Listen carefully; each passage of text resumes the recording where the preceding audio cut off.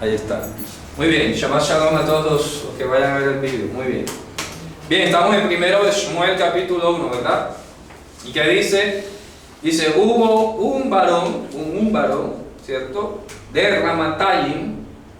Ramatayim Tzofim es un nombre de un lugar. Del monte de Efraín, y su nombre era Elcana, hijo de Jeroham, hijo de Elihu, hijo de Tohu, hijo de Tzuf, el Efrateo. Y él tenía ¿qué? Ay, rarísimo. ¿Ah? Él tenía dos mujeres.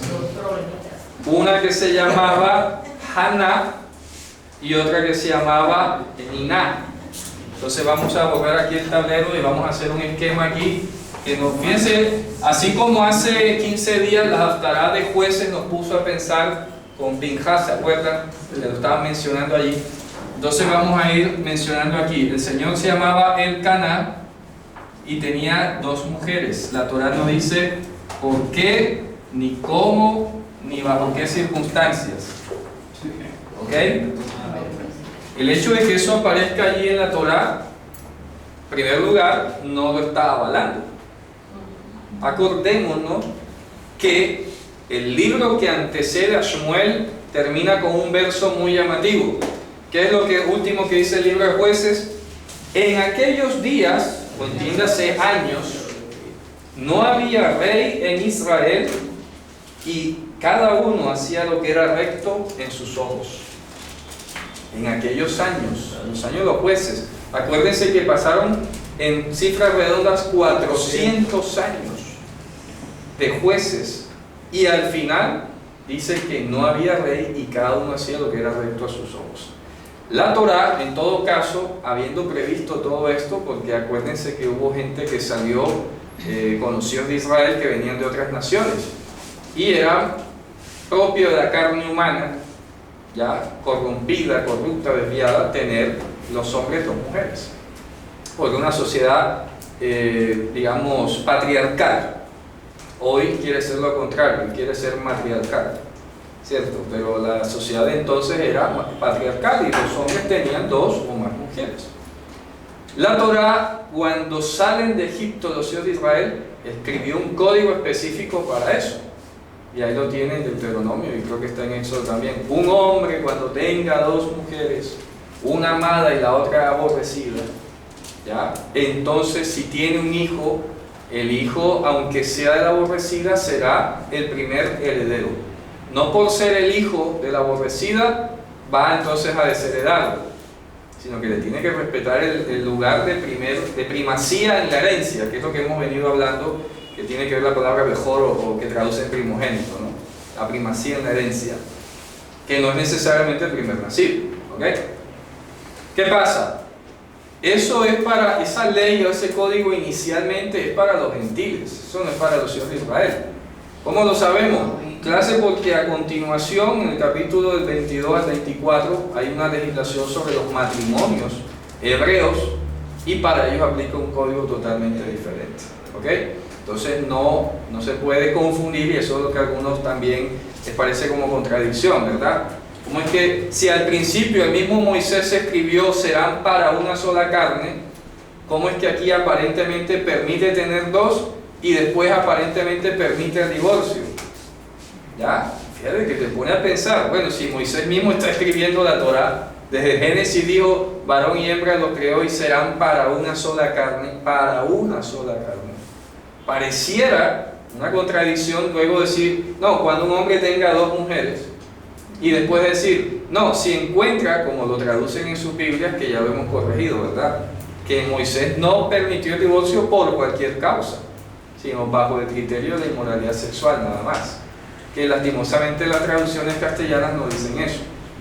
Ya, pero usted va a Deuteronomio 24 y dice, un hombre cuando tome una mujer y sea su dueño, o sea, tenga relaciones con ella, sucederá que si ella no haya gracia en los ojos de él, cuando él encuentre en ella asunto de inmoralidad sexual, entonces le escribirá un texto y la despedirá y ella será. Fíjense ustedes, y son circunstancias que aplican justamente para cuando las personas demuestran que son incrédulas. Porque si era en medio de Israel, había una pena severa cuando había un adulterio o algo por el estilo. ¿Y era cuál? El apedreamiento. Entonces, te das cuenta que son como contradicciones aparentes, ¿no? Bueno, ¿por qué le permite el divorcio y dice que ella podrá y se casará con otro hombre? Y entonces, ¿por qué no la mandan a apedrear? Hombre, porque aquí cuando se habla de inmoralidad sexual no es necesariamente el adulterio, sino que está hablando de todos los otros vicios de los que habla Levítico 18, y por esa razón no necesariamente ella cayó en adulterio allí. Pero entonces hay que leer Levítico 18 y empalmarlo para poder verlo, porque pueden ser cosas de vicio, desviaciones sexuales, que el hombre dice, mira, yo acabo de descubrir, darme cuenta de esto, la verdad no lo tolero, ya, esto no es criterio mío, es cuestión de inmoralidad que está escrito en la Torah y yo no soporto esto. Por eso es que dice primero, si ella no haya gracia en los ojos de él, o sea que Dios está invocando la presencia de la gracia. Y si el hombre descubrió eso y dice, bueno, mira, esto la verdad no me gusta, pero vamos a pasar la hoja y a ver cómo te ayudo y lo superamos, o yo de pronto veo cómo hago allí. Son cosas, ¿no? Casos que hay que analizar. Aquí entonces vemos que hay un hombre de Israel, ¿ya?, que tiene dos mujeres. ¿Cómo es eso? ¿Será que la Torah está permitiendo esa conducta? No. Está presentando un escenario típico de una época en la que no había rey en Israel. No había rey en Israel. Y esa frase es hermosa porque el contenido de la Haftará de hoy nos dice precisamente que el rey de Israel debía ser desde un principio, ¿quién? Hashem. Entonces decir que no hay rey en Israel no significa que no hubiera juez o que no hubiera un gobierno. No, era que Dios no estaba allí. De tal manera que cuando Dios no está presente en las costumbres y en las decisiones, pues la Torah no le va a maquillar la biografía a nadie. ¿Me explico? Y cuando alguien cometió una violación de un mandamiento o malinterpretó lo que Dios dijo o se adelantó o algo, Dios no le va a maquillar eso. No, lo siento, usted cometió esto. Ay, qué pena que van a decir eso, yo fui adúltero. Bueno, ¿qué vamos a hacer? Ahí quedó. Lo terrible que hacen los indoctos y llenos de pecado es encontrar versículos como esto y decir, pero mira, que este tenía dos. Y Dios no le dijo nada. Y mira que iban al templo y sacrificaban, porque ahí lo dice. Eso es el drama y la ironía de este pasaje. Y lo más dramático de todo es que van al templo y sacrifican y comen. Oye, y tiene dos mujeres, Increíble, vamos a seguir leyendo. Dice, y Peniná tenía niños y Hana no tenía niños. Y subió aquel varón de su ciudad, de año en año subía, a postrarse, venía a adorar y todo, y a sacrificar para Hashem Tzvaot, ¿en dónde? En Shiloh. Y allí había los dos hijos de Eli, Hofni y Pinhas, sacerdotes de Hashem. Y ocurrió un día que sacrificaba en Caná y le dio a Peniná su mujer y a sus hijos, y a todos sus hijos, y a sus hijas porciones. Se repartió. Pero a Haná le dio una sola porción. ¿Cómo? Escogida. ¿Cómo? Escogida. No, en realidad dice apayim, que literalmente significa narices. Entonces, los comentaristas yemeníes fueron los expertos en resolver esto. ¿Cómo así que de nariz? Hombre, de nariz significa con buena expresión, con mucho cariño. Un modismo de la época. ¿Ya? Entonces ahí le traducen, le pone cualquier cosa el traductor, ¿no? Escogida. Expulsión escogida. No, ahí no dice escogida, dice apayim. Narices, ¿cómo así de nariz? De buena gana. Se la dio de buena gana, un modismo. Porque porque él amaba a Haná y Hashem había cerrado su vientre, su régimen, se lo había cerrado. Claro. Entonces tiene aquí un drama interesante, ¿verdad? Tú te quedas pensando muchas cosas. Bueno, ¿qué hacía este señor con dos mujeres en esa época? ¿Cuál es el origen de ellas? Porque no dice de quién eran hijas. ¿Ya? Tú no sabes y te queda la duda si ella era cananea, por ejemplo. No sabes, podía ser. Y Dios le había cerrado el vientre a ellas. Y estamos viendo una historia casi que repetida, como el caso de Abraham, con Sara y Hagar. Porque Hagar, Sara, que era la amada, tenía su vientre cerrado. Y Hagar, que no era la propia como tal, era la que tenía hijos. Y se produjo ese conflicto allí, ¿verdad? Aquí obviamente pasó algo similar, pero pareciera indicar como que Haná no tenía tantos privilegios o derechos. Porque llama la atención, por ejemplo, que ahí dice que Peniná era su mujer. Y hay que leer entre líneas allí la Torá cuando dice, y le dio a Peniná su mujer. En cambio, a Haná no le dice su mujer. O sea, dice su esposa, no la llama su esposa. Parece indicar que la principal aquí era Peniná. Y Haná como que vino después. Da la impresión. Dice, y así hacía año tras año cuando subían a la casa de Hashem. ¿Qué dice a continuación? Cada vez que subía, se disgustaba. La irritaba. Claro. Y ella lloraba y no comía. ¿Ya? Y él le dijo a ella, el Caná, ¿verdad? Su hombre, su marido, Hana, ¿por qué lloras? ¿Por qué no comes? ¿Y por qué se ha que? Dividido tu corazón. ¿Por qué se ha puesto malo tu corazón? Dice literalmente. Hoy esta mañana hablaba con los niños, les enseñaba acerca de lo que era el mal. Y les ponía un ejemplo muy sencillo. Tú tomas este jarrón, supongamos que es de vidrio, y lo dejas caer y se parte. ¿Por qué es malo? Ellos se quedaban pensando así y no sabían por qué eso era malo. Y bien, mira, hay una palabra clave que de pronto ustedes no conocen, pero es lo que está más presente en la mente hebrea cuando hablamos del mal. ¿El mal qué es? Un daño. Esto puede ser mío, pero si yo le causo un daño, eso es el mal. Porque estoy afectando su estructura como existe. El hecho de que yo la hunda aquí o algo, estoy dañando, estoy causando un mal. Entonces a veces percibimos el mal nosotros como esa perspectiva esotérica, como mucho metafísica, espiritual, el mal, como si el mal estuviera, no sé, como si fuera un espíritu. Como si fuera un ente. Un ente por ahí, el mal. Hombre, el mal está allí cuando cada vez que dañas algo. Y aquí por eso dice, ¿por qué se ha puesto malo tu corazón? ¿Sí? ¿Por qué está afectado? ¿Por qué tiene el corazón dañado? ¿Sí ves? ¿Por qué tienes el corazón dañado?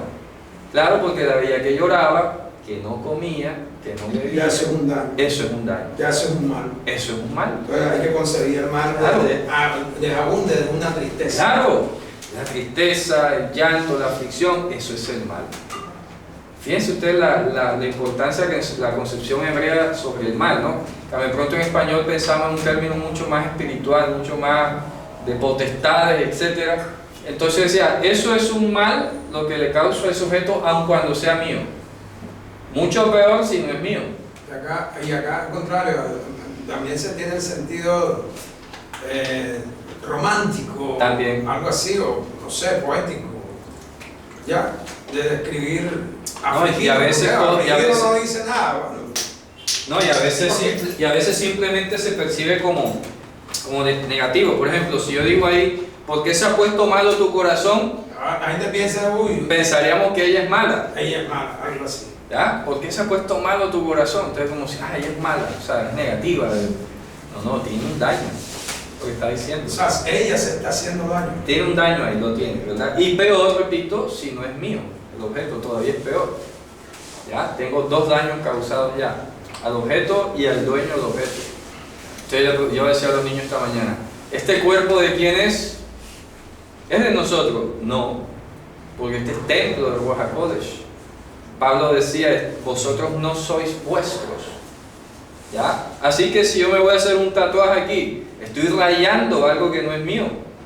Es un daño, porque este cuerpo vino sin dibujitos, vino sin letricas, vino sin cuestiones, ¿verdad?, que afecten su naturaleza y su salud. De yo hacerme aquí un tatuaje, una cuestión por el estilo, no es parte, y este cuerpo no es mío, es del Señor, es templo de Ruach HaKodesh. Ellos se quedaron así como, wow, ¿verdad? Fueron entendiendo poco a poco. Aquí está diciendo, ¿por qué se ha puesto malo tu corazón? Porque está dañado, porque está afectado. ¿Acaso no soy yo bueno para ti más que 10 hijos? Fíjate el egoísmo, ¿ah? Eso es otra cosa, la percepción de la realidad. Como decía alguien en una imagen, ¿cuál realidad, la tuya o la mía?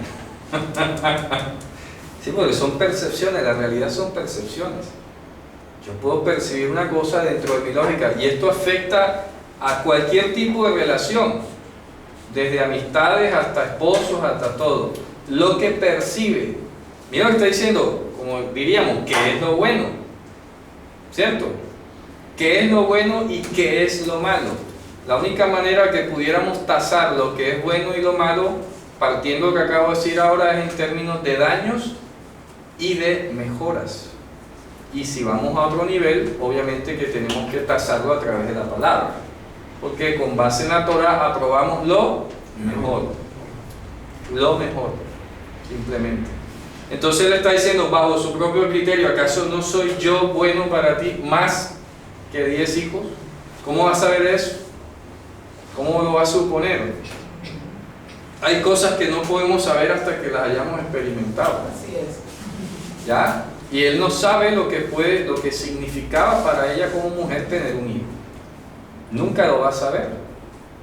¿Ya? Ni podía suponer que 10 hijos iban a ser menos felicidad que él.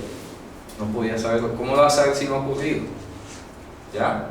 Así de sencillo. Entonces ya ahí tenemos otro daño. Ella, yo creo que lo miraría y decía, Sánchez, mejor cállate. ¿Ya? Déjalo hasta ahí, déjame de sola. Total, se levantó Haná después de comer en Shiloh y después de beber. Y Eli, el sacerdote, estaba sentado sobre la silla junto a la mezuzá del palacio de Hashem. Rarísimo. Esto es otra cosa muy extraña. ¿Ok? Porque en el templo los sacerdotes no se sentaban. ¿Me explico? Ni que estés sentado ahí en esa silla. Son aspectos que te ponen a cuestionarte, ¿no? Tú lo lees y parece que eso fuera normal. Normal que el sacerdote esté sentado ahí, pero es que en el templo no había silla. ¿Cómo dice que va a estar sentado sobre la silla junto a la mezuzá del palacio del Señor o del tabernáculo del Señor? Eso es raro. Más o menos así. O sea, hagan de cuenta que la mezuzá se llama mezuzá al marco de la puerta donde están las bisagras. ¿Ok? Lo que da a entender la Torah es que las puertas de las casas israelitas tenían dos puertas, eran de doble hoja, porque habla siempre de mezuzot, o sea, de dos. ¿Ya? Mezuzot es dos. Entonces, esto es la mezuzá, este marco de aquí. ¿Me explico? Todo indica que a la entrada, como quiera que estuviera construido, fuese la carpa, porque están en Shiloh, todavía no existe el templo, estamos hablando desde la carpa, pues pareciera indicar que aquí estaban las cortinas, ¿cierto? Y él estaba aquí como una silla de estilo sabanero, recostado. ¿Ya? Con un sombrero. Con un sombrero volteado ahí. Imagínense ese panorama, ¿no? Está sentado junto a la mezuzá del palacio del Señor. ¿Y qué hace ese ahí? ¿Me explico? Es rarísimo. Que estaba haciendo vigilancia. Pero es que la Torah en ningún momento dispuso de sillas para eso. Bueno, si en la época la había y como cada quien hacía lo que le parecía correcto, pues ahí lo tiene. Pero no era algo típico. Estar sentado ahí. O sea, eso se nota que ahí no pasaba nada. Me acuerdo yo cuando mi padre decía, ¿no?, que veía sus partidos de fútbol, dice, el portero está leyendo el periódico. No pasaba nada. Como que se sentaba ahí porque como que nadie llegaba.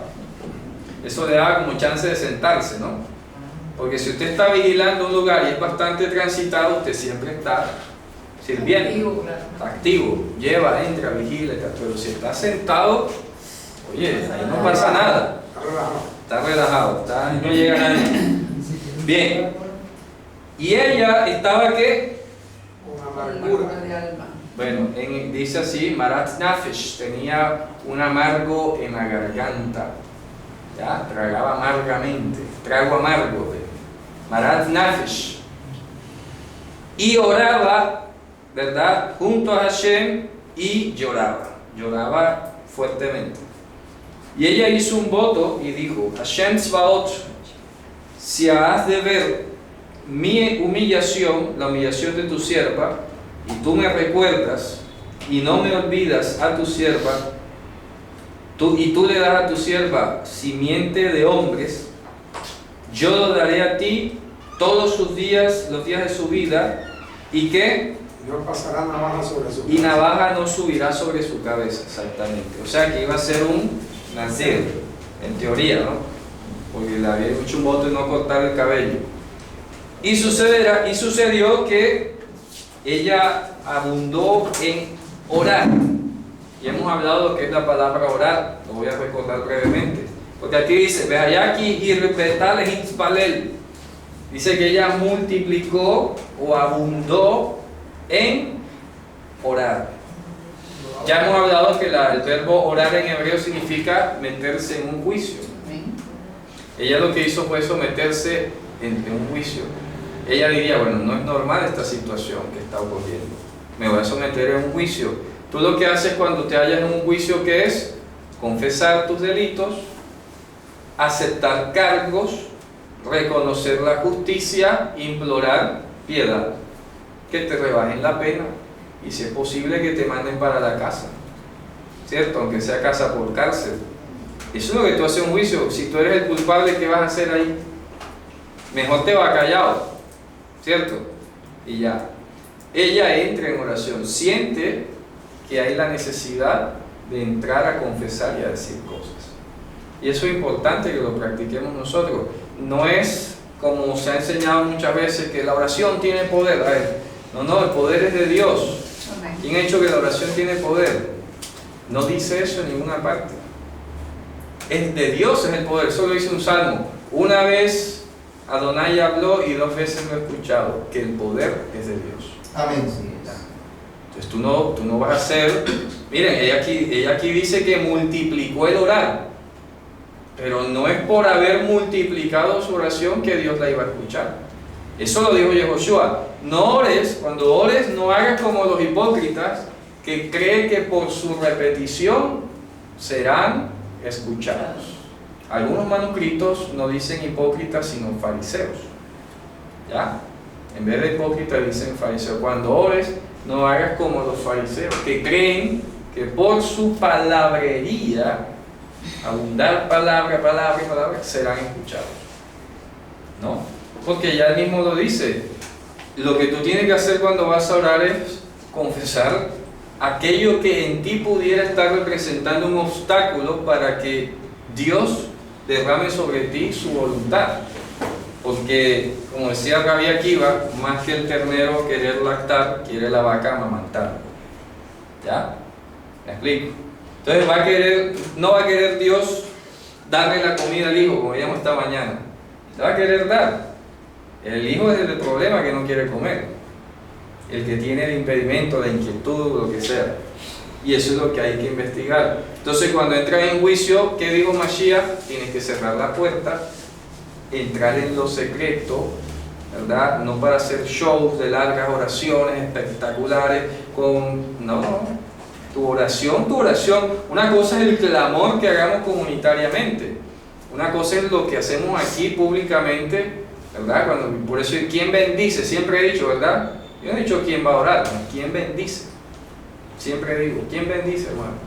Porque nuestra oración es un acto muy profundo, íntimo, interno. Y Yehoshua lo decía, cuando vayas a la Hitzpalel, cuando vayas a someterse en juicio, entra, cierra la puerta, ora a tu Padre que está en lo secreto, y tu Padre que ve en lo secreto te va a responder en público. ¿Sí ves? Porque no tienen que oírte. Y eso es lo que ha pasado muchas veces, ¿verdad? A veces yo me acuerdo, yo creo que todos hemos visto ese cuadro que cuando las personas nuevas llegan, que yo no sé orar, como si hubiese la necesidad de hacer una cuestión espectacular en público. Entonces, a veces pareciera que la gente busca más como tener una oración bonita, pomposa, y no ha entendido todavía que el asunto es íntimo, secreto, ¿verdad? Y ya, wow, qué oración, hermano. No, nada. Es que si en realidad hiciera como debería, le daría vergüenza. Claro. ¿Me explico? Así es. Ya. Por todo que tiene que confesar, mejor callado.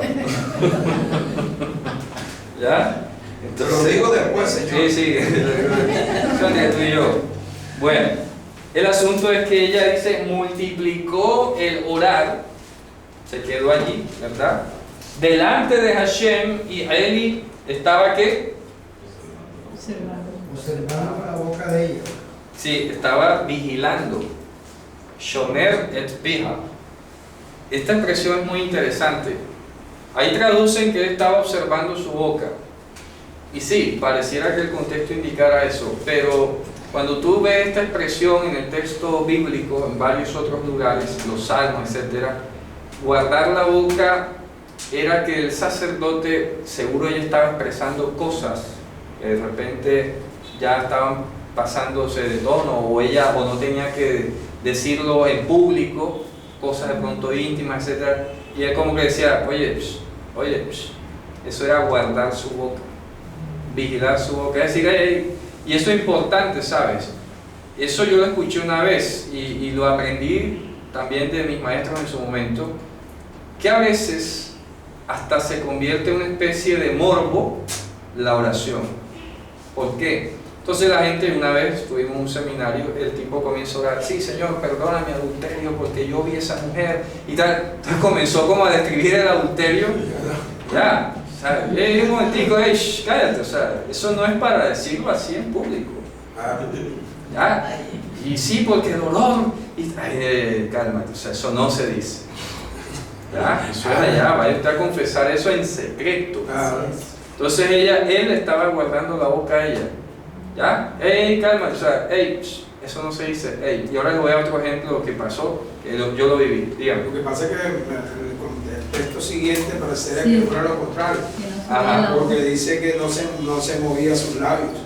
No se oía la voz. No, ahora vas a ver. Él escuchó.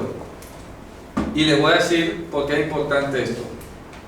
Resulta que en otro momento de oración, un hermano, vamos a decir hermano porque no sé la verdad, su fruto luego de otra cosa, estaba orando para que otro hermano se separase de su esposa y se volviese a reconciliar con otra mujer.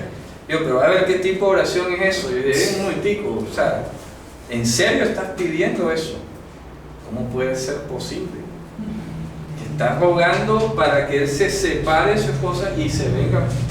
Por favor, no puede ser, ¿cierto? Ahora, ¿qué dice a continuación el 13? Haná estaba hablando. Ojo, hablando. ¿Qué dice? En su corazón. Sobre su corazón. Al-libá. Ojo, estaba hablando sobre su corazón o contra su corazón. Contra. No estaba hablando en su corazón, como dice ahí el castellano. Dentro. Sí, no era dentro, sino contra. Acuérdense que ha dicho antes que estaba malo su corazón, ¿ya? Probablemente pues estaba expresando muchas cosas allí. Dice, solo sus labios se movían y su voz no era escuchada, pero ¿qué dice? ¿Qué dice? Y Elí la tuvo por ebria. Y Elí la tuvo por ebria. ¿Qué significa la expresión? Cuando dice que su voz no se escuchaba, ¿verdad? Pareciera que estuviera diciendo cosas que no eran coherentes. Por eso es que él la tiene por ebria. No es que no se oyera lo que dijera, sino que las cosas que decía no eran incoherentes, por eso él le guardaba la boca. ¿Ya? Sus labios se movían y decía cosas que no se entendían. Su voz no se entendía. Acuérdense que hablamos ayer del verbo shamá, que no es solamente escuchar, sino entender. Su voz no era comprensible. Su voz, su sonido no era comprensible. Y él la tuvo por ebria. ¿Por qué? ¿Verdad? Hablando del espíritu, dice. O sea, y dijo a ella, a Eli, ¿hasta cuándo qué? Estarás ebria. Estarás ebria, aparta tu vino de sobre ti. Y ella respondió y dijo, no, Señor mío, soy mujer ¿qué? Atribulada. Dice atribulada. Dura. ¿Dura de qué? Espíritu. Bueno, difícil de ánimo, ¿verdad? Tengo el ánimo atribulado, el ánimo endurecido. Tengo el ánimo difícil de tratar. No estoy de ánimo. ¿Ya? Es la primera vez que se ve una situación en que la mujer es borrachona, o sea, desde el punto de vista de... Desde el punto de vista del que lo está viendo. Oye, mira, te está diciendo que tiene dureza de ánimo. Dice literalmente, yo soy mujer dura de ánimo. ¿Qué significa? Ruach, dice ahí. Dígame. Ahí ella no estaba hablando en lenguas. No, para nada. No. Simplemente estaba hablando mal contra ella. Y él dice, espérate un segundo, ¿qué estás diciendo? Estás hablando como cosas extrañas, cosas como incoherentes, ¿verdad? No se entiende qué quieres decir. Tienes como un nudo allí de emociones o de sentimientos encontrados, ¿verdad? Pareciera que, ¿qué pasa aquí, verdad? Y dice, no, Señor, es que yo soy mujer de un ánimo difícil, lo tengo difícil, la llevo dura, ¿verdad? Y vino y shehar, que es el licor, no he tomado, y que dice, y he derramado mi garganta delante del Señor. He derramado mi garganta delante del Señor. Es decir, eso he tratado de decir todo lo que he tenido guardado. Es un gran resentimiento lo que tiene. ¿Ya? Acuérdense que Juan dice, probad a los que, a los espíritus, dice, traducen espíritus. Entonces siempre tenemos esa palabra en castellano como si fueran potestades o entidades. Aquí está diciendo que ella tiene una dureza de espíritu. ¿Qué significa eso? El ánimo, la intencionalidad de las cosas. ¿Con qué intención lo estás pidiendo? ¿Con qué intención estás hablando? Dice que lo tiene difícil. No fluye dentro de lo que Dios está disponiendo. Pero hay un contexto, repito, de amargura. Aquí lo tienes. No solo está compartiendo un hombre, sino que además tiene un trato, ¿verdad?, que le parece injusto, porque esta tiene hijos y ella no. Fíjense ustedes. Se burlaba. Y dice que la hacían llorar y no podía hacer nada. Y el otro, para rematar, dice, no, pero si yo soy todo para ti, mejor que 10 hijos, o sea, conmigo lo tienes todo. Imagínense. ¿Ya? Y ella tiene una cantidad de cosas reprimidas allí, endurecida. Era un conflicto ¿cierto? interno. Conflicto muy fuerte, y lo está derramando todo, lo está sacando todo. Todo su resentimiento. Todo el resentimiento, toda la amargura, las cosas reprimidas, todo eso lo está derramando ahí. Pero bueno, se estaba haciendo ahí su limpieza, ¿no? Y él le dice, mira lo que dice a continuación. Ella le dice, no pongas a tu sierva, ¿verdad?, como que, Mujer impía. ¿sabe qué dice ahí? Bats bliyal. Interesante, me llamó la atención que aparezca la expresión. No pongas a tu sierva como una Bats bliyal, es decir, una hija de Belial. Acuérdense que este Belial lo menciona en el Nuevo Testamento. No hay comunión entre Cristo y Belial. ¿Qué significa Belial en hebreo? La etimología que siempre se ha sugerido es que Bli es sin ausencia, y Ya'al es beneficio. ¿Ya? Ya'al, verbo Ya'al, es el sustantivo Ya'al. Bat Bli-Ya'al, hija de lo no beneficioso. Entonces, este se volvió un nombre en la literatura judía, un nombre literario para Satanás. No tengas por hija de Satanás. ¿Sí ves? Por hija de Belial. Él le dice, no tengas por hija de Satanás a esta tu sierva. ¿Ya? Eso quiere decir entonces que la embriaguez es propia de las concupiscencias de Belial, ¿cierto? Al mismo tiempo, por las cosas que él está escuchando, las cosas como fuertes, las cosas como incoherentes son propias de Belial. Por eso es que Mashiach nos permitió entender que cualquiera que se enoja contra su hermano y lo llama Raká o Moré, que en hebreo significa tú eres un incrédulo, porque Raká es vacío en hebreo y en arameo, pero se usó en la Torah para referirse a la gente que no tiene cero identidad con Dios, que no tiene nada con Dios. Por eso traduzco allí incrédulo, un Raká. Y Moré es el rebelde, contumaz y rebelde. Cualquiera que se enoje contra su hermano, y en pocas palabras está diciendo, y lo trate como lo peor. ¿Eso qué es? Producto de Belial. Hay que cuidar los labios. Esta mañana cuando le enseñaba a los niños, les enseñaba acerca de que Yehoshua crecía en gracia y en sabiduría. Y le hablaba que la sabiduría tiene dos ejes. Uno, como dice el proverbio, y decía el Pirkei Avot, ¿quién es sabio? El que captura su instinto. Porque está escrito, más fuerte es el que captura su propio instinto que el que captura una ciudad. ¿Ya? En eso consiste la sabiduría. Ojo. Y el otro es, venid hijos, escúcheme, les voy a enseñar el temor del Señor. ¿Verdad? Guarda tu lengua del mal y tus labios de hablar fingidamente. ¿Ya? Apártate del mal, o sea, del daño, haz el bien, busca la paz, persíguela. Fíjate tú. Entonces, hablar cosas fuertes, aunque sea en contra de ti mismo o en contra de otros, es obra de Belial. Tienes que guardar los labios, ¿verdad? Y él decía aquí que guardaba los labios de ella, guardaba su boca. Oye, no digas eso. Yo me acuerdo una vez que alguien dijo, no, por lo menos el diablo manda males. Y, oye, hay esa boca. Está diciendo como que Dios no mandaba nada, que por lo menos el diablo mandaba males. Y casi que cuelgo el teléfono. Ya, diciendo, por favor, ¿qué tipo de expresiones son esas? Corazón malo. Corazón dañado. Tiene corazón dañado. Fíjate tú, ¿a dónde puede llegar el ser humano? Así dijo, nunca se me olvida. ¿Ya? Eso, uno tiene que decir, oye, ¿sabes qué? Silencio.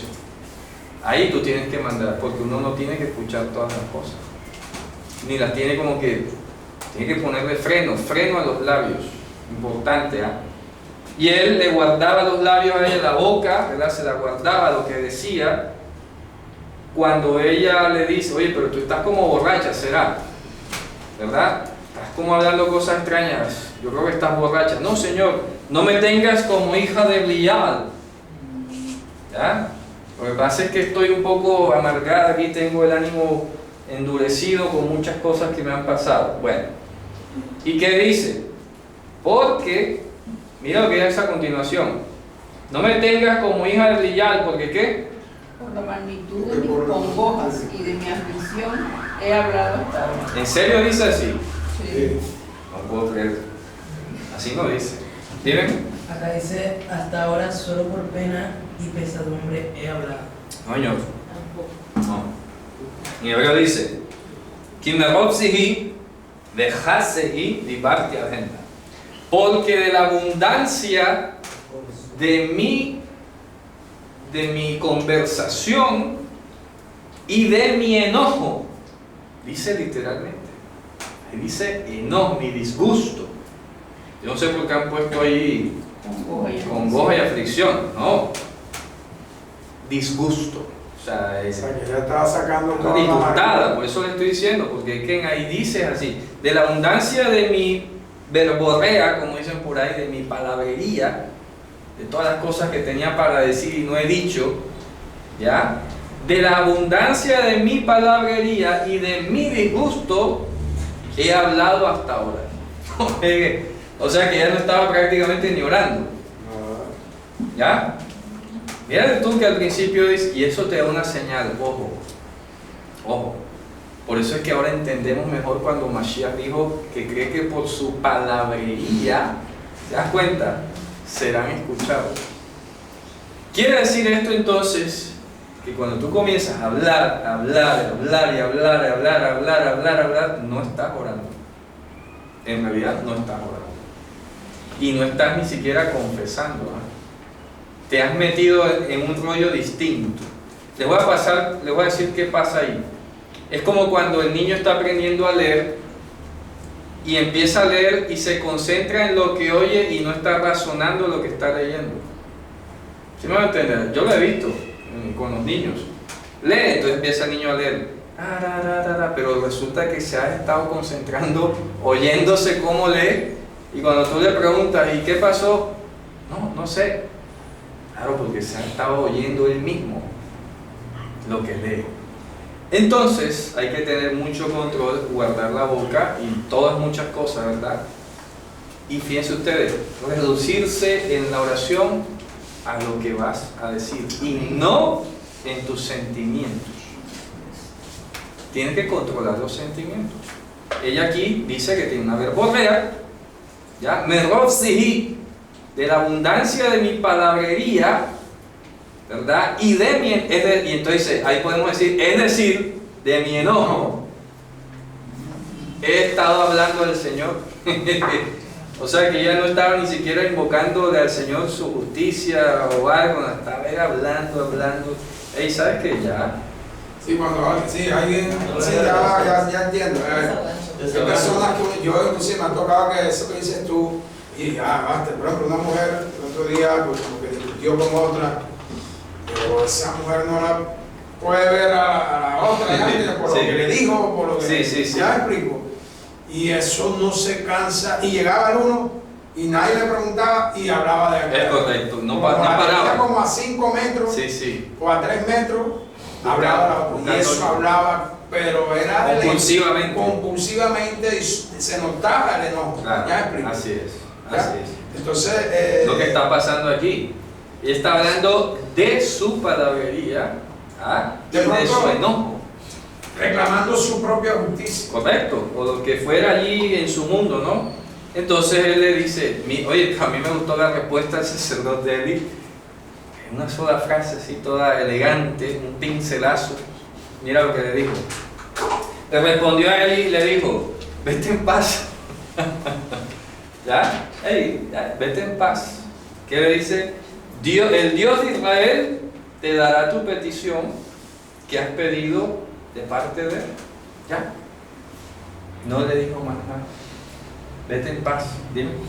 Eso me recuerda lo que aprendimos aquí hace como 6 meses, cuando la mujer que no tenía hijo tuvo un hijo. Y se le murió. Y entonces ve que el niño muerto, claro. Tú nos enseñaste que ella va y se postra donde Eliseo. Sí. Y primero lo saluda y lo abraza. Sí. Le dice, ¿qué te pasa? No, todo dice, bien. No, todo bien, en paz. Sí. Y ya aprendimos a partir de ahí que en medio de todo hay shalom. Claro. Y ahí le dijo, ¿sabes qué? Leji le shalom, vete en paz. Vete para paz. Leji le shalom, vete para paz. O sea, para que estés en paz. Es algo interesante, ¿no? Ya bastó, hasta aquí oraste. Él se tuvo que acercar, bueno, pero usted está hablando allí, pero se le notaba, ¿ya? El enojo.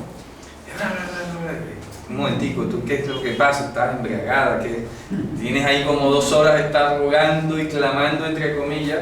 Parece muy religioso, ¿no? Parece como, wow, este hermano sí ora. Tiene 3 horas orando ahí. Cuidado que no estés hablando otra cosa. Y ahí ya basta, Dios te va a dar lo que te pidió. Listo, no necesitas, porque no es por la abundancia de la palabrería que vas a ser escuchado. Sí, cualquiera puede entender eso como positivo. Claro, sí.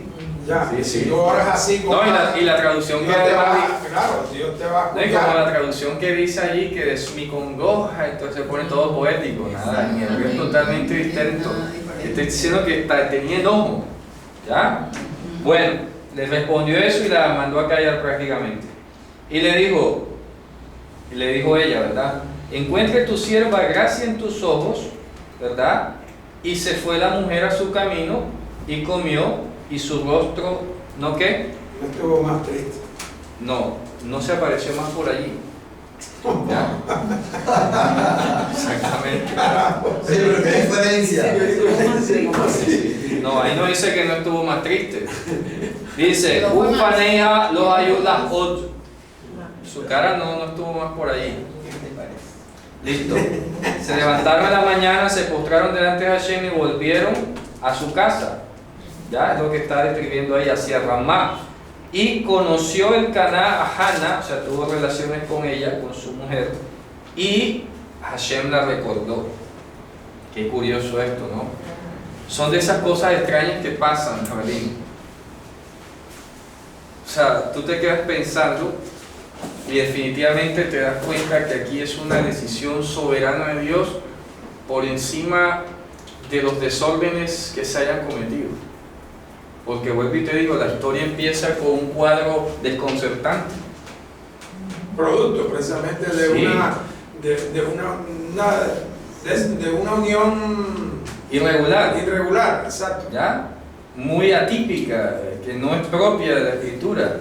Y dice Y que... por ello es que ella estaba con amargura. Claro, automáticamente, y porque le faltaba a su hijo, quién sabe, ¿no? Muchas cosas que Dios en su justicia simplemente hace. Aquí Dios no viene a decir, no, lo que pasa es que tú tienes que dejar esa relación de adulterio. O sea, eso es raro, ¿no? O sea, tú te quedas pensando muy profundamente, bueno, ¿por qué Dios de pronto no le dijo, oye, deja a ese marido que tú es para una sola carne? Él no vino a hacer una reforma moral en ese momento. En ese momento. En ese momento. ¿Ya? Ella quería su hijo. Ahora, la pregunta mayor es, ¿por qué tanto afán por el hijo? ¿Sería que ese deseo era de ella o en realidad era de Dios? ¿Quién me va a entender? Aquí lo estoy comparando, por ejemplo, cuando Salomón fue a orar, Salomón tuvo una visión y en la visión es que pide sabiduría. Al final entendemos que la sabiduría no la pidió porque él fuera muy genio. Uy, le dio en el clavo a Dios, le pidió lo que era. No, al fin y al cabo te terminas dando cuenta que Dios le había puesto en él ese deseo. Que no fue de su brillantez allí. Dios se lo puso. ¿A dónde voy? Si tú terminas de ver toda la historia, Dios, técnicamente podemos reducirlo a estas palabras. Dios había determinado que naciese Shmuel. Por encima y a pesar de cualquier cosa. Lo mismo podemos ver en la Torá, por ejemplo, el caso del patriarca Yehudá. Yehudá tenía 3 hijos, Er, Onam y Shela, ¿cierto? Los 2 primeros se murieron, quedó Shela vivo. Él se le da por irse a la tierra de los adulamitas, se acostó con allá por una tipa que resultó siendo la nuera, la ex nuera, y ella quedó embarazada. Y fíjate que el primogénito no vino a ser Shela, que era su hijo en orden de nacimiento, sino Pérez, el hijo que tuvo por allá extraño, de una manera irregular. Son movimientos muy complejos de Dios. ¿Por qué tenía que ser en ese momento? ¿Por qué con esa mujer? ¿Por qué de esa manera? Son difíciles las preguntas. Al fin y al cabo, sin dejar de lado o obviar la necesidad de estudiar esos relatos difíciles, tú te tienes que fijar es al final en el resultado. El resultado era la necesidad de que naciese el heredero de Judá, que es Pérez. ¿Por qué no lo tomó por Shela? No lo sabemos. La Torá no volvió a mencionar a Shela para nada. Y estaba vivo y lo protegió. Son decisiones soberanas divinas. Aquí, a pesar de la complejidad que tiene este relato, que lo presenta así, lo tira como canica sobre la mesa, mira, de ahí escoges una, que es el nacimiento del profeta Shmuel. Así que, como bien dice un refrán del Talmud, Dios no es como los médicos de carne y sangre, que hieren con un instrumento y sanan con otro, sino que con el mismo instrumento que ha herido, con ese mismo instrumento sana. Una frase muy profunda. Porque está escrito, dice el Talmud, yo te sanaré a partir de tu propia herida. Rarísimo, ¿no? Aquí hay un desorden y a partir de este desorden Dios iba a corregir a Israel. Porque evidentemente vino el profeta Shmuel, que fue el gran director y encauzador del pueblo. Y prácticamente te terminas dando cuenta que es Shmuel la muestra de la prevalencia del bien sobre el mal. Eso podríamos llamar entonces como una paradoja o... Es una ironía, ¿no? Como una ironía. Porque fíjense ustedes, si Hanán hubiese tenido hijos y hubiesen sido solo estos hijos de allí, desde un punto de vista meramente humano, natural, el mundo habría sido igual. Lo que estamos viendo aquí es un nacimiento sobrenatural de una persona en medio del desorden. Del desorden, eso. Y vino sobrenaturalmente a causar el orden. Es parecido a nuestro Señor Yehoshua. Dice que Yehoshua nació de mujer y nació ¿qué? Subordinado. O sea, bajo el sistema de esclavitud. Nació en este mundo es un caos. Y nació del caos, ¿ya? ¿Para qué? Para ponerlo en orden todo.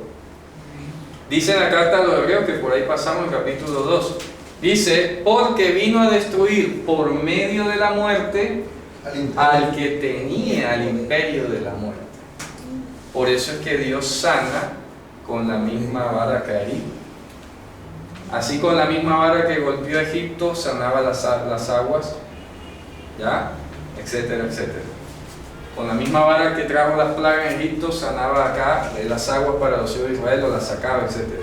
Eso es poder exclusivo de Él. Entonces estamos viendo aquí una corrección, de tal manera que es como si se pasase un borrón y cuenta nueva a partir de aquí, y Dios estuviera diciendo, ¿sabes qué? Hasta aquí llegó el error. Hasta aquí llegó el error. Llegó el momento de corregir esto. Y lo voy a hacer de una manera sobrenatural, trayendo a alguien nacido contra naturaleza, nacido contra toda expectativa, nacido no de voluntad de carne y sangre, sino de voluntad mía. Qué profundo esto. Por eso es que nosotros somos nacidos no de voluntad de carne y sangre, sino de voluntad de Dios. Ya que hemos venido a ponerle fin al desorden. ¿Sí ven el aprendizaje? ¿Ah? Hemos nacido de nuevo de arriba a ponerle fin al desorden. Y ese desorden al que tenemos que ponerle fin empieza por casa. No te vas a corregir la sociedad norcoreana o la sociedad iraní, no, que me voy. Empieza por la casa, empieza por ti. Ordena tu propia casa, como dijo Mashiach, saca la viga de tu ojo, ¿ya? Para que puedas ver bien y sacarle la pajilla al otro. Ponte en orden tú, porque has sido nacido llamado, has sido nacido de arriba, has sido llamado para que le ponga fin al desorden. El desorden va a estar ahí, es inevitable que te encuentres en una sociedad desordenada, en una familia desordenada, en un medio de trabajo desordenado, etc. Pero tú has sido puesto en medio del desorden. ¿Sí o no? Pero fíjate qué curioso. ¿Qué pasó con Shmuel a continuación? Ya para irnos poniendo al día con las haftarah, es que esto ameritaba comentarlo. ¿Ya? Listo, efectivamente, para ir saltándonos unas líneas allí, efectivamente, mira lo que dice el versículo 22. Dice, Haná no subió, por eso dice que no se vio su rostro más por allá así, sino que dijo a su marido, hasta que el niño sea destetado, yo lo voy a traer y veremos el rostro de Hashem, y habitará allí ad olam, por tiempo indefinido. Y le dijo a ella el Caná, su marido, haz lo que sea bueno en tus ojos, haz lo que quieras, ¿no? Quédate aquí hasta que tú despeches al niño, lo destetes, ciertamente o solamente deseo que Hashem cumpla su palabra. Y se sentó la mujer y amamantó a su hijo hasta que lo destetó. O sea, hasta casi 3 años. En ese momento eran 3 años. Sí. Y lo hizo subir con ella tal como apenas lo había destetado, con 3 toros y una medida de ifá de harina. ¿Con qué?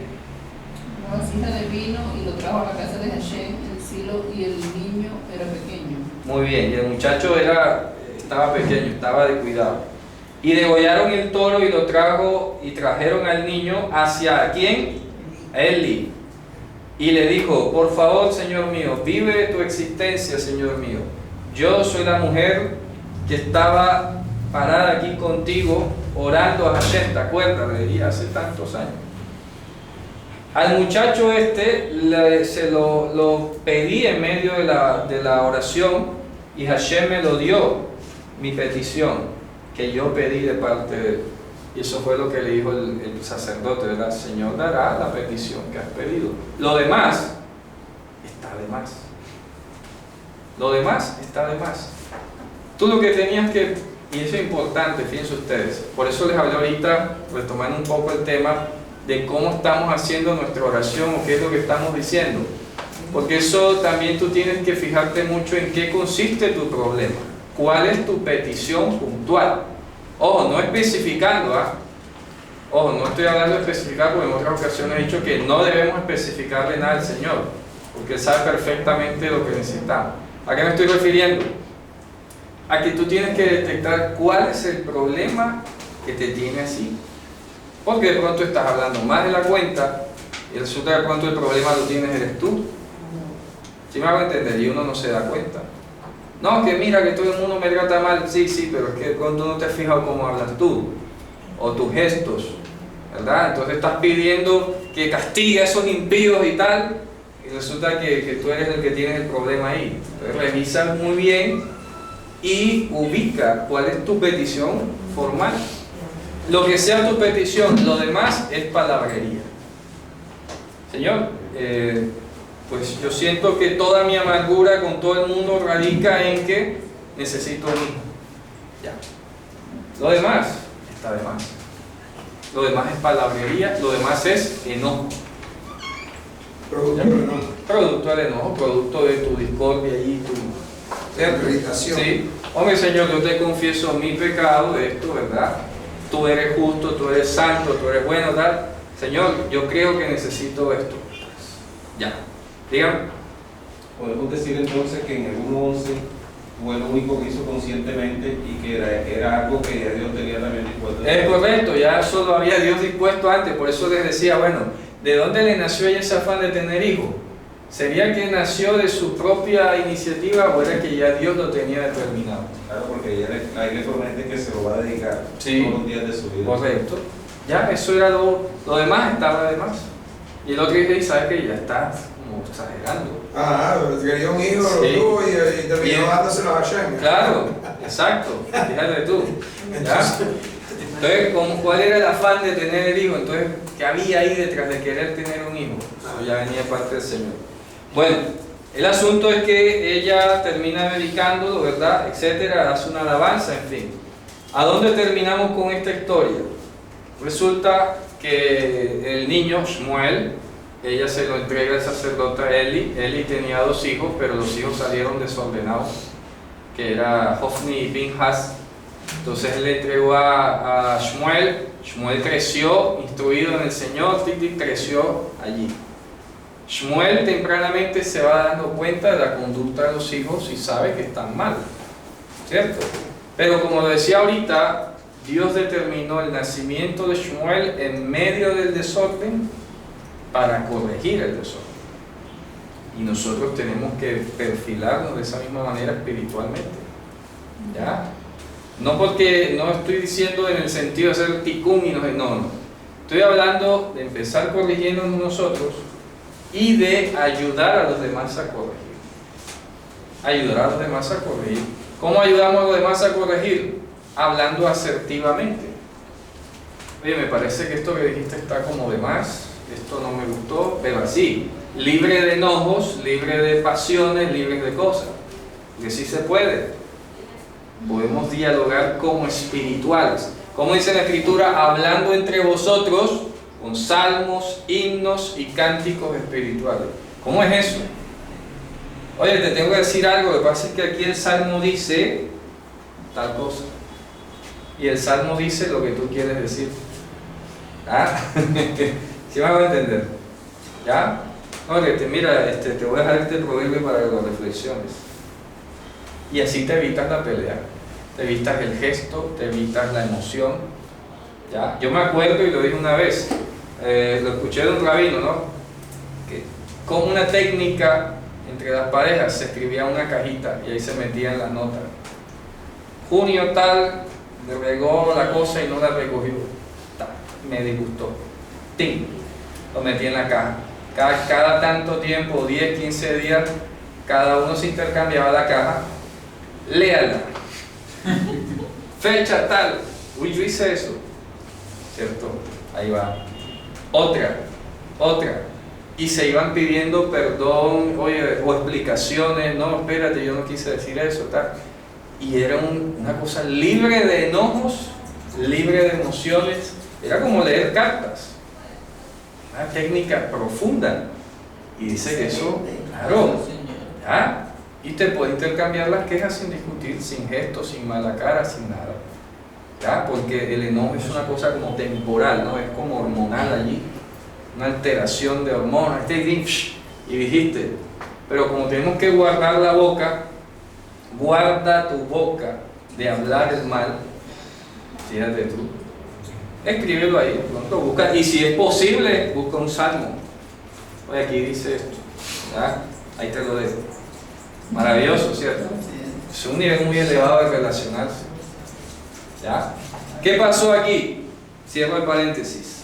Sigue Shmuel, crece en medio del desorden, en medio del caos, y al final el pueblo llega a enfrentarse a los pueblos cananeos que estaban allí, y obviamente que se sentían desamparados y todo. La principal razón, y vamos a ir a la capítulo 11, que es muy sencillo.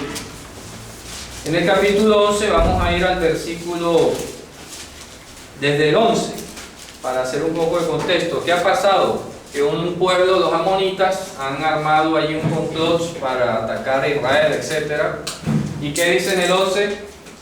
Ocurrió el día siguiente que puso Shaul al pueblo 3 líderes, 3 cabezas, ¿no?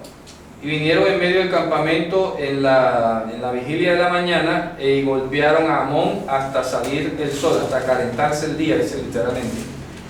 Y ocurrió que los que quedaron fueron dispersados y no quedaron en ellos 2 hombres juntos. Y dijo el pueblo a Shmuel: ¿quién es el que dice que Shaul reine sobre nosotros? ¿Verdad? ¿Quién no ha dicho eso? ¿Qué dice a continuación? Dadnos esos hombres y los mataremos. Entonces resulta que ellos están diciendo: oye, pero ¿quién ha dicho que Shaul es el que reina sobre nosotros?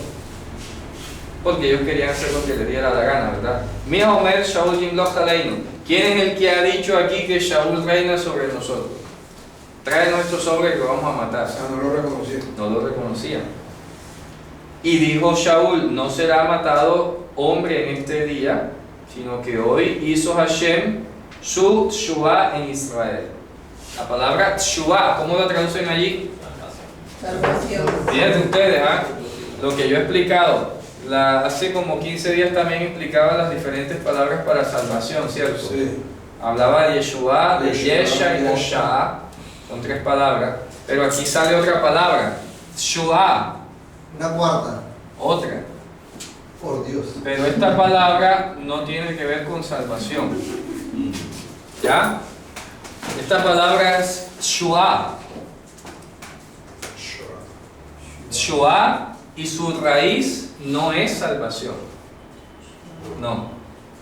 Esta palabra Tshuvah, su raíz es la raíz Shin Vav Ayin. Shah, sí, Shabbat. Vamos a poner así la raíz Shin Vav Ayin. ¿Ok? Prácticamente esta palabra lo que quiere decir es despejar, el verbo despejar, vaciar, quitar algo. ¿Explico? ¿Ya? Algunos se han confundido, buscan el strong. No, Shuba, gritar, eso no tiene nada que ver. No va por ahí. No sé dónde han sacado eso. Shua es, Dios ha hecho aquí, en pocas palabras, ha hecho un vaciado, dime. Acá dice liberación. Más o menos. Liberación dice allí. Se acerca un poco más, pero no es salvación, porque no es se oye como salvación. otra cosa. Ya lo expliqué las diferentes palabras para salvación, ¿verdad? Sí. Esta no tiene que ver porque en pocas palabras había dicho hace como 10 o hace 15 días por ahí o la semana Tú pasada. sacaste la raíz, ya Claro. puede descartarse. Total. Ahí. Y había dicho en pocas palabras que la palabra Yesha, que es salvación, es técnicamente asociable con refugio. Aquello que te protegía en medio de una avalancha, en medio de, ¿verdad? Por eso es que dice muchas veces Hashem es nuestro refugio en tiempo de angustia. Eso es Yesha, la salvación como un lugar. ¿Ok? La salvación es un lugar, un concepto de lugar. Aquí está hablando de una Shua. ¿Ok? Esto es un despeje. Esto es un despeje. Hoy dice, porque en este día Hashem que hizo Shua en medio de Israel. Porque hoy Hashem hizo Shua en Israel. Entonces no dice salvación. Hizo un despeje. Hizo una Shua. No se les olvide. Shua. Es diferente. ¿Ok? Bien. Y dijo Shmuel al pueblo, váyanse, marchemos a Gilgal y renovemos allí que el reino. Y se fueron todo el pueblo hacia Gilgal y reinaron, y hicieron reinar allí ¿a quién? A Shaul, delante de Hashem en Gilgal, y sacrificaron allí sacrificios de paces delante de Hashem, y se alegró el pueblo allí con Shaul y todos los hombres de Israel mucho. ¿Qué pasó a continuación? Viene Shmuel y hace una especie de réplica a continuación muy interesante, porque dijo Shmuel a todo Israel, he aquí escuchado la voz de ustedes en todo lo que han dicho a mí y he hecho reinar sobre ustedes un rey. Ojo, en pocas palabras les viene a decir, esa no era la solución. Ahora he aquí el rey que anda delante de ustedes, ya yo estoy anciano, ¿verdad? Y he encanecido. Y mis hijos, que dice, están con ustedes. Yo he procedido delante de ustedes desde mi juventud hasta este día. Heme aquí, respóndame delante de Hashem, delante de su ungido, si he tomado el toro de alguien o el asno de alguien, ¿verdad? Y a quién he oprimido y con quién he contendido y de mano de quién he tomado algún tipo ¿de qué? Cuenta. Cohecho. No, cohecho no, kofer. Interesante. ¿Cofer? Kofer. Hemos hablado que la palabra kofer es la que se daba el precio del pago por el rescate de alguien. ¿Se acuerdan? El kofer. Él, en pocas palabras, está diciendo, aquí a nadie lo he extorsionado, cambiándole indulgencias. No, tranquilo, dame tanto y yo te libero. Ya. Lo que está diciendo. O sea, no ha cobrado la liga. Sí, como no ha decimos cobrado acá. la liga. Dice, y he escondido mis ojos de él, ¿sí ves? ¿Quién me ha dado a mí un cofre como para que yo me haga el de la vista gorda y no diga nada? ¿Verdad? Y yo se lo devuelvo. Y dijeron, no, no nos has oprimido, no nos has contendido y no has tomado de ningún hombre nada. Interesante la honestidad y la integridad de este Señor, ¿eh? En todos los años. Y él le dijo a ellos, testigo es Hashem contra ustedes y testigo es su ungido en este día que no encontraron en mis manos nada. Y ellos dijeron, es testigo. Y le dijo Shmuel al pueblo, Hashem, el cual designó. Yo sabía que iba a encontrar algo ahí. Suscitó. Nada. Interesante. Por algo me llamó la atención ese versículo, ¿sabes? Ya creo que lo había explicado, ya habías dicho que significa Hizo. Allá. Hashem, el cual hizo a Moisés y a Aarón. Ojo, ahí no dice que designó de tal. No. Que hizo. Me llamó mucho la atención ese verso y de pronto en su momento lo habré explicado antes, ¿verdad? Porque está diciendo en pocas palabras, dice, el cual hizo a Moisés y a Aarón y el cual hizo subir a vuestros padres de la tierra de Egipto. está dando a entender prácticamente que Moisés y Aarón fueron expresiones mismas de Dios allí. ¿Sí me hago entender? Que Dios se manifestó a través de ellos. Y si lo conectamos con la parashá de Korah, vemos que allá el pueblo en aquel entonces se rebeló contra Moisés y contra Aarón. Sí. ¿Y qué terminaron diciendo Moisés y Aarón? Oye, pero nosotros no somos nada. ¿Cuál es el cuento contra nosotros? Ustedes no se han rebelado contra nosotros, se han rebelado contra Dios. Gente, por eso es hermoso que dice, él dice, Adonai, que hizo a Moisés y a Aarón. ¿Qué significa? Que Moisés y Aarón eran hechura de Dios, eran expresión de Hashem. Meterse con Moisés y Aarón era meterse con Dios. ¿Sí me hago entender? Por eso es que no, que Hashem que designó, no es igual, no entiendes lo mismo. Por eso me llamó hoy cuando leí todo el texto, decir, esto es interesante. ¿Cómo así que el verbo, porque así como es que hechura? Claro, son hechura de él, significa que Hashem se expresó en ellos. En ellos, claro. ¿Ya? Se expresó en ellos, entonces ellos no eran nada. O sea, la palabra es poquita frente al significado de lo que quiero representar. Hechura Claro. significa como pensamos así en forma de occidente, yo hice esto.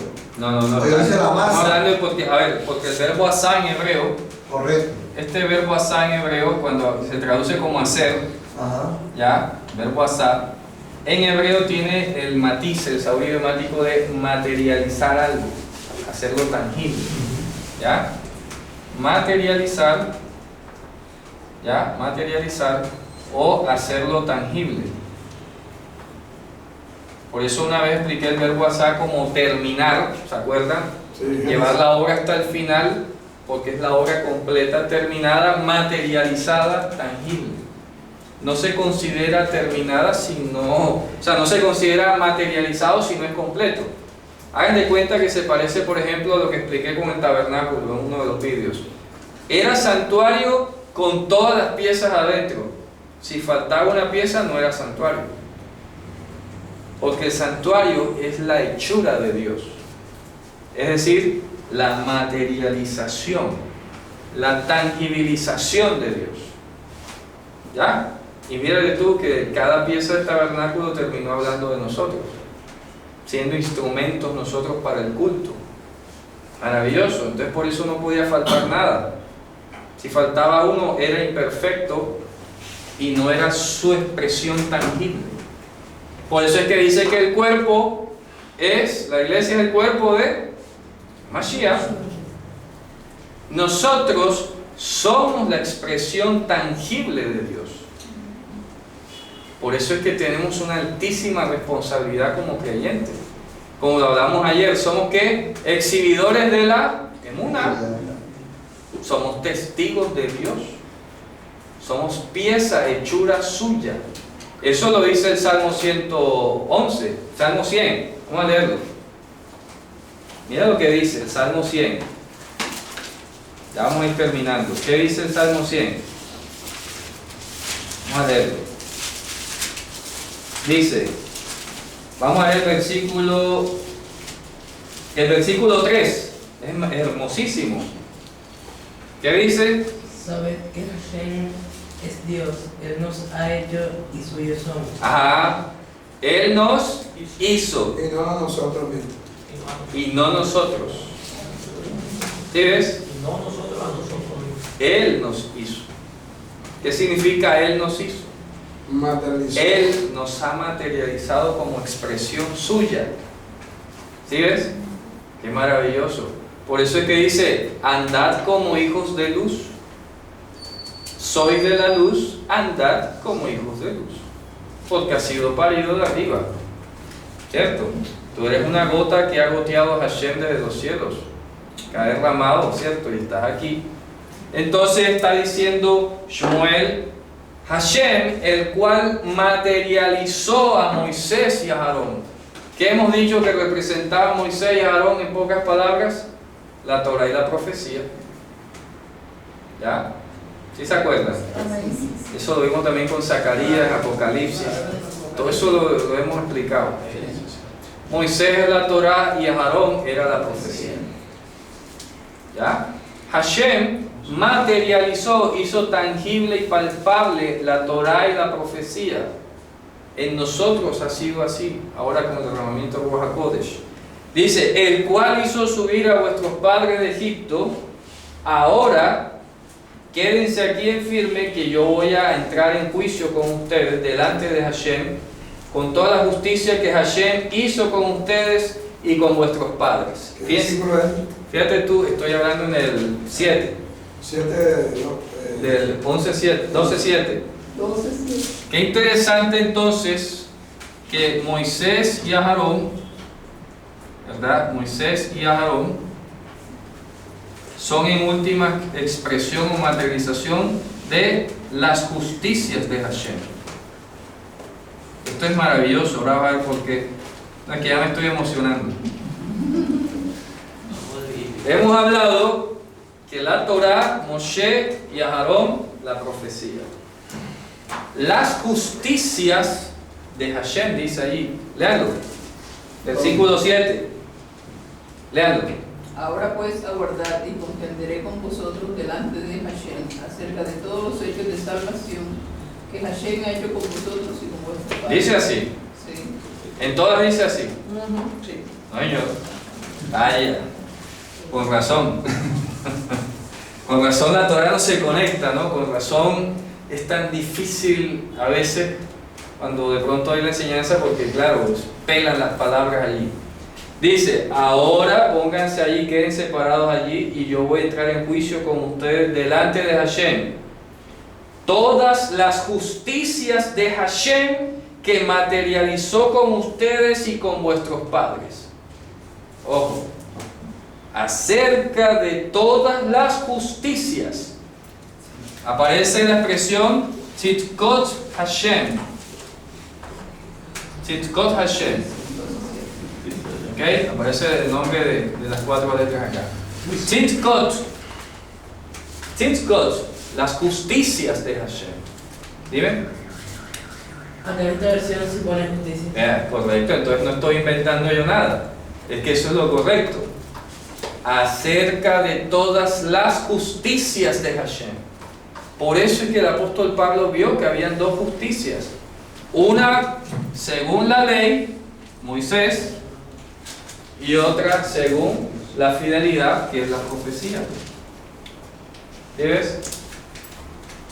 Les voy a hablar acerca de las justicias de Hashem. Son dos justicias. Tzidkot Hashem. Una que era debido a la Torá, representada por Moisés.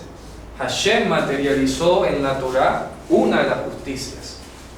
Y la otra la materializó, la expresó a través del sacerdote Aarón. ¿Y quién representaba a Aarón? A Yehoshua HaMashiach, que es el autor y consumador de ¿qué? De la fidelidad. Pero parece que fuera una sola porque cuando hablamos de Torah implica necesariamente que efectivamente la promesa estaba contenida que había una simiente que luego se manifestaría. Sí, pero apenas la Torá habló de ella. Habló, pero no es la misma. no es la misma, pero cuando vemos a Aarón no siempre lo vemos como sacerdote. Sí, claro, pero Porque a Moisés no fue sacerdote. obvio, por eso te estoy diciendo que son las justicias de Dios las que se materializaron en Moisés y Aarón. ¿Y por qué dice en plural? Debe ser una, porque la justicia es la simiente. No, es que son dos justicias. Una, Pablo lo dice, una es la justicia según la ley que dice, el que haga esta cosa vivirá dentro de ellas. Es decir, tu buena conducta, el no hacer daño, justamente, el no hacer daño al otro, etc. Pero la otra es la justicia para vida eterna, que depende de la fidelidad de Dios como don. Son dos cosas distintas. Entonces tú puedes ser una persona, un civil, justo, altruista, lo que sea aquí, y eso no te va a dar salvación. Entonces esa es la justicia según la Torá de Moshe. Pero ese verbo tiene mucho de profundo, de ancho y de expansivo y se queda corto, por eso nunca lo vamos a conectar. Exacto. O sea, se pierde la Torá. Sí, claro, pero por eso está hablando de Tzidkot en plural. Tzidkot Como si Hashem. fuera sede. Es que la palabra de fondo aquí es la tzedakah. Desde acá, la Ok. justicia. La justicia Pero que la va justicia ligada a la... como- Pregunto, pero no la justicia como procedimiento, sino la justicia No, en sí la misma. justicia como como eliminación justamente del mal, en todos los O sentidos. sea, la justicia Del de daño. Yoshua. Claro, No como un Yahushua. procedimiento, no como... Por eso dice, ¿verdad? Que la Torah, es que el fondo de la Torah es Mashiach, Claro. ¿para qué? Tzedakah, a todo aquel que cree. ¿Ok? Claro, para justicia a todo aquel que cree. Entonces hay dos tipos de justicia. Pablo dice, oye, hay dos tipos de justicia. Una según la ley, que son las obras que tú haces, pero eso no te da vida eterna. Entonces la clave sería preguntarte, el término no es sede, ¿por qué está acá ahí? Claro, porque tiene que ver con la tzedakah, es lo que tiene que ver con No, elevar la dignidad de alguien. ¿Por qué no se puede poner sede y por qué se pone acá? Porque aquí el dural es para esta palabra tzedakah. Y está acá, entonces, ¿cómo la traducimos literalmente ahí? Es que la tzedakah tienes que entenderla como la atenuación de las consecuencias de un juicio. No tiene que ver con tzedek. Tzedek es otra cosa distinta. Tzedek es el deber ser, que siempre lo he dicho. Por eso. Tzedek es el deber ser. Dice tzedek tirdof, significa que vas a perseguir el deber ser de algo. Por eso, entonces, como siempre imaginamos, perseguirás la justicia que viene de Deuteronomio y de Esa es otra palabra. Ese es el punto Esa es otra palabra. ese es el punto de inflexión para entender que Tzidok, Tzidkot es el plural de tzedakah, que es la atenuación, que no es el que cede. no es tzedek. Con la puedes colocar para establecer la diferencia, Sí, porque totalmente. es importante para que haya claridad. Mira, son dos palabras diferentísimas. Claro. Eso es lo que- De ahí, perdón, disculpa la pregunta, de ahí es importante tener claridad en el concepto. Mira, tzedek es diferente de tzedakah. ¿Ok? Colócale, por favor. Y mucha gente no logra diferenciar Ese eso. es el punto. La pronunciación, tzedek y tzedakah. La primera es la que dice perseguirás la justicia. El deber ser de algo. El deber ser. Ok. Y la segunda, La segunda es la atenuación del juicio que ha recibido una persona. Ya. Por ejemplo, que te embargaron la casa, que te quitaron todo y te dan una ayuda o para que no sea tan grave la cosa, para que sea más tolerable, eso se llama tzedakah. ¿Ya? Simple. Te aplicaron el deber ser, sí, el deber ser era cobrarte la casa, llevar la fecha, eso es tzedek. Pero la consecuencia que te generó la aplicación del tzedek origina entonces o gestiona la aparición de la tzedakah, que es atenuarte el impacto de lo que recibiste. ¿Ok? Hashem entrega dos tzedakah, que vienen a atenuar el daño que hemos recibido del pecado o del juicio de haber sido excluido del Gan Eden. ¿Me hago entender? ¿Ya? Porque hemos recibido un daño de aplicación del juicio. Cuando Hashem echó a Adán del Gan Eden, vienen unas consecuencias. Para atenuar las consecuencias del juicio está la tzedakah, una expresada a través de Moshe en la Torah y la otra simbolizada en Aarón como el sumo sacerdote. La profecía o la promesa del Salvador de Yoshua HaMashiach. Dígame, hermano. Ahora sí hay que hablar. Es que por mucho que nosotros pudiéramos hablar de la ley, o sea, que la cumpliéramos continuamente, porque eso lo dice la Escritura, que andemos en ella. O sea, nadie puede acumular el mérito suficiente para decir ya lo hice, lo completo. Claro. Entonces nadie puede llegar a través de cumplir todos los mandamientos o los mandamientos, porque no existe el grado de perfeccionabilidad en un ser humano. Ya lo dice Eclesiastés, no hay un hombre que sea practicante de la justicia y nunca peque. Entonces por eso esa justicia solamente la puede hacer el perfecto y la regala es regalada, Correcto. porque la hace él. Así es, Entonces correcto. nosotros simplemente andamos en la ley conforme dice la Escritura y eso... Claro, porque pero ya no la pasa. salvación es otro don aparte. Dígame, hermano. Porque cuando, se puede decir que se nota la diferencia cuando Pablo primero da sus argumentos de que él es de la tribu de Benjamín, es judío, Ajá. y él dice, pero todo esto lo tengo como pérdida. Sí. Eso podría decir que eso de lo que está hablando es de acá de la ley. Y entonces, sí, ya te entiendo. Sí. Porque es que después dice, y todo esto lo tengo como Sí. para alcanzar. Sí, ya es correcto, sí, te entiendo perfectamente y sí tiene ese sentido, se aplica. Hay una tzedakah según la ley, que tú eres intachable, tienes todos los cartones, todos los diplomas, etc. Pero resulta que esa tzedakah no te sirve para la otra cosa, que es la vida eterna. ¿Ah? Entonces le dice, vengan, que párense ahí, quédense quietecitos, que voy a entrar en juicio con ustedes delante de Hashem por todas las tzedakot, que Hashem hizo, materializó, concretó, llevó a su estado completo con ustedes. ¿Ya? Eso es en el 7. Sí. Pero, o sea, yo quiero reinsistir porque creo que para mí, para todos los mundos, no sé, pienso que arbitrariamente, para muchos de los del vídeo, que es que la literatura en castellano no alcanza ni siquiera mínimamente a la periferia del contenido que estamos expresando, porque si el 7 dice que Hashem, acerca de todos los hechos de salvación que Hashem ha hecho con vosotros y con vuestros padres, pareciera que en efecto se recibiera al pasado cuando fuiste de esclavo, sí, saliste de la liberación, sí, te llevó al desierto. Ezequiel dice en 20 que fuiste un pecador, que no aparece en la Torá, y que en medio de todo, después de 400 años, sí, te ha recogido. sí. Pareciera que fuera un documento histórico, como si Samuel estuviera diciendo, mira, yo me he portado bien, Sí. los perversos son ustedes. Claro. Hashem ha mostrado el Sedek, Sí. yo lo entendí así, como el perseguir la justicia. Por eso él ha hecho salvación. Sí. Y de ahí esa literatura, conectarla a esta acá, pareciera que hay un puente Sí, gigante, sí, es lo que quiero que manifestar. no va por ahí. Que no, pues, es decir, que la literatura no implica que Claro. todo lo que hemos explicado. Entonces, Sí. obviamente, nosotros pretendemos Sí, sí. conocer más conceptos con el propósito de Claro. tener seguridad. Obviamente, nos quedamos como con un Sí, vacío. sí, eso sí, es todo. sí. Por eso aquí hay que hacer un paralelo.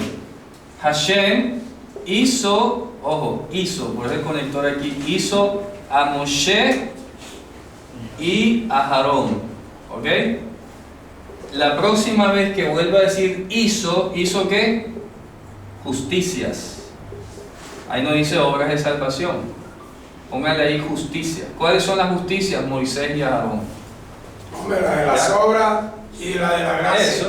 Eso. ¿Por qué? Porque Aarón representa La la gracia. justicia que es por la gracia, porque tú llegabas allá haciendo con un juicio encima, Eso. llegabas allá con el cordero y el cordero se salía reconciliaba. reconciliado temporalmente. Y Moisés era el deber ser. Era el deber De ser. las cosas, Es decir, que comportamiento. Samuel está hablando de las dos justicias. Correcto. O sea, cómo Dios ha sido bueno. Porque la justicia con Moisés no es que sea mala como lo hacen ver ahora. Claro. Porque es el deber ser. Es el deber ser. Tiene que ser Es practicante tu de la norma de justicia. conducta. Claro, tiene que ver con la práctica de la justicia. Claro, ¿Ya me entiendes? claro. Pero Sí. sabemos que esa justicia fallamos o declinamos a Sí. veces. Claudicamos a veces. O claudicamos a esa justicia. Claro. Y vamos A la al lugar gracia. santo. Claro. Apelar a la gracia. Apelar a la gracia para alcanzar misericordia en el oportuno socorro. Claro. Donde la ley no tiene nada que hacer. Donde la ley ahí no tiene nada que hacer. Porque cuando has Hombre, habla violado. con Aarón. Porque Habla con claro. Aarón para decir te absuelve. Porque has violado la ley y Claro.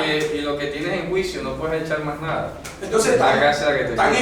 implícita, aunque la Torah es una sola, están implícitas las dos allí. Claro, una habló de la otra, ojo. Mira el paralelo. Hashem, el cual hizo a Moisés y a Aarón, o sea, se materializó y se expresó en ellos, y por todas las justicias que hizo Hashem. Son dos, Moisés y Aarón. Ellos son las dos justicias. En ese momento era. Claro, están simbolizando Claro. a Mashiach. Claro. Por eso es que Mashiach es rey y sumo Sumo sacerdote. sacerdote. Ah, sí, a ver, ¿cómo encaja? Legislador. ¡Tas! ¿Cierto? Dice así. Dígame. Así es. Facilito, ¿ah? Está dado el hecho del Señor Jesús nos murió. ¿No es acaso la vida eterna? ¿Qué cosa? El ladrón que está dado de hecho. Ah, no, eso es por la gracia, ¿no? Eso es aparte, eso es por la gracia de Dios que se la dio la salvación, claro que sí. Entonces miren que está diciendo, y con vuestros padres, ¿verdad? Todas las justicias que hizo Hashem, ¿verdad? Con ustedes y con vuestros padres. Les dio las dos justicias. Tal como cuando vino Jacob, clamaron vuestros padres, ¿verdad? Les envió a Moshe y a Aarón y los sacó a vuestros padres de Egipto y lo hizo volver a este lugar.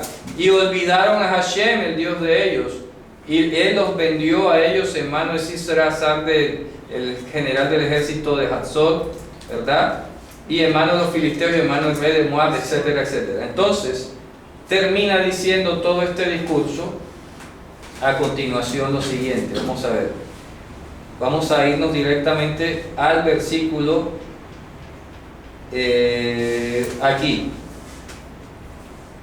Vamos a ver el versículo 17. ¿Qué dice? ¿No es ahora la siega de los trigos? Yo clamaré al Señor y Él dará truenos y aguas, para que conozcáis y veáis que serán de vuestra maldad que habéis hecho en los ojos del Señor. Al pedir, pidiéndoos rey. Al pedir para ustedes rey. Es la gran maldad que han hecho. El gran daño. ¿Qué es la maldad? El daño. ¿Quiénes están haciendo el daño? Ustedes mismos. ¿Sí ves cómo es la comprensión del mal? Dice, habéis hecho gran maldad. Nada. Llévalo al concreto, el daño que se han hecho ustedes. Claro, el último, ¿sabes? En pocas palabras. No hay que decir todo lo malo que hicieron. Oye, en pocas palabras, como lo dije ahora, Moshe y Aarón es rey y sumo sacerdote. Sumo sacerdote. ¿Quién es rey y sumo sacerdote? Hashem. Hashem Yehoshua. ¿Sí o no? Entonces, al pedir rey para ustedes, está sacando la justicia de Dios y están estableciendo la propia suya. Ya lo entienden. Oye, maravilloso. Ese es el daño que se hicieron. Ese es el daño. Porque este man no te va a tener compasión de ti. Es correcto. Cuando tú le violes su ley. Es correcto. Ya explico. Este sí te va a Este la cobra. y no te va a dar y con intereses. Y no te va a y te embarga y te quita lo que tiene. Así es. Así que tengamos cuidado mañana. Oye, y no te va a dar vida eterna. No te va a dar vida eterna, además. Ese rey que has pedido para ti, no te va a dar vida eterna. ¿Ya? Eso te la va a dar Hashem solamente. Y efectivamente, ellos, pues, él les dijo esto. Shmuel llamó a Hashem, invocó a Hashem, y él le dio relámpagos y lluvia en aquel día, y temió todo el pueblo a Hashem y a Shmuel. Pero ya para qué. Y dijeron todo el pueblo a Shmuel: ora en favor de tus siervos a Hashem tu Dios. Fíjate tú, a Hashem tu Dios, no dice a nuestro Dios. ¿Ah? Dime. Cuando dicen todo esto, Saúl estaba en presencia. Claro, todo el mundo estaba ahí. Pasó vergüenza. Claro, para que no muramos, ¿verdad? Porque hemos agregado sobre todos nuestros pecados una gran maldad al pedir para nosotros rey, y sin embargo lo siguieron teniendo. No lo sostenían. Sí, o sea, no se arrepintieron. Sí, pide al Señor tu Dios, allá, tu Dios. Y dijo Shmuel al pueblo: no teman, ustedes han concretado esta gran maldad, solo que no se aparten detrás de Hashem y le sirvan a Hashem, y sirvan a Hashem con todo vuestro corazón. Y no se aparten, porque después, ¿verdad?, de las cosas vanas, el tohu, que es lo que no tiene forma ni sentido, y no les aprovechará, porque no les va a salvar el tohu. Lo que le está diciendo en pocas palabras. Lo vacío. Hey, si ya pidieron rey, hagan caso omiso de que han pedido el rey y sepan que vuestro rey es Hashem. Como ustedes se aparten de servir a Hashem, ese rey se le va a venir en contra del cuchillo para vuestra propia garganta. ¿Ya? Aquí listo, vamos a superar el hecho material de haber pedido un rey. Ustedes son los que no se tienen que apartar de servir al Señor, porque Hashem tiene que ser vuestro rey y vuestro sumo sacerdote, siempre. Lo demás son figuras momentáneas, temporales, pasajeras. Pero Hashem tiene que ser vuestro rey, vuestro sumo sacerdote. Pero en última los quita y los pone. Sí, exacto. Entonces, ¿qué dice? Porque Hashem no abandonará a su pueblo por causa de su gran nombre, porque Hashem ha tenido a bien hacer con ustedes un pueblo para él. Fíjate tú. Así que si Dios se fijara en lo que ustedes hicieran, hace rato lo hubieran desechado. Claro. Aquí ustedes se están salvando porque Hashem ha tenido a bien hacer un pueblo para él. O sea que Dios no tiene corazón malo. Correcto, para nada, en lo absoluto. Fíjate qué maravilloso, ¿ah? Y cómo, retomando el tema de Shmuel de ahorita, cómo toma a este niño nacido en medio de un caos, de un desorden, de la anarquía, de la ausencia de Torah y de todo, y lo conduce al final para terminar llevando al pueblo ¿a qué? A que reconozcan a Hashem como su rey, como su sumo sacerdote. lo trajo de medio del desorden para ponerle orden a la casa. Y aquí se despiden sus últimos días, Shmuel, fíjate tú. Ya estoy anciano, ya ahorita me voy, mis hijos están con ustedes, les tengo que decir lo siguiente. Hashem es el rey de ustedes. No se pongan a establecer su propia justicia por encima de la justicia de Dios, porque no les va a ir bien. ¿Ya? En pocas palabras. Y termina diciendo, solo teman a Hashem y sírvanle a Él con verdad, con todo vuestro corazón, ¿verdad? Porque ¿qué? Deben ver que Él ha hecho grandes cosas con ustedes. Y si han hecho mal, tanto ustedes como vuestro rey serán ¿qué? Arrasados. Serán arrasados, como un viento. Bueno, Javerín, con esto hemos terminado. Ha sido muy nutrida. La haftará se nos hizo un poco más larga, pero es que cuando el Señor habla, si el león ruge, ¿quién no va a temer? Y si Hashem habla, ¿quién va a callar? ¿Cierto? Bueno, entonces vamos a concluir. Vamos a darle gracias a nuestro Dios.